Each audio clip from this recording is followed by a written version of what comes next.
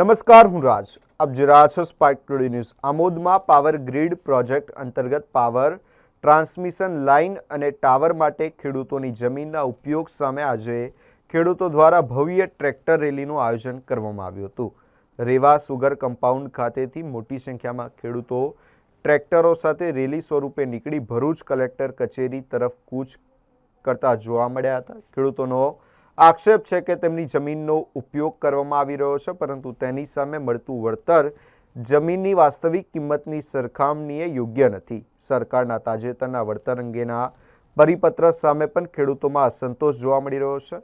Bharuch collector કચેરી ખાતે આવેદનપત્ર આપી ખેડૂતો દ્વારા વધુ યોગ્ય અને ન્યાયસંગત વળતરની માંગ કરવામાં આવી હતી. દરમિયાન રેલી દરમિયાન આમોદ પોલીસ અને ખેડૂતો વચ્ચે ચકમકના દ્રશ્યો પણ જોવા મળ્યા હતા. રેલીને પગલે પોલીસે ચુસ્ત બંદોબસ્ત ગોઠવ્યો હતો.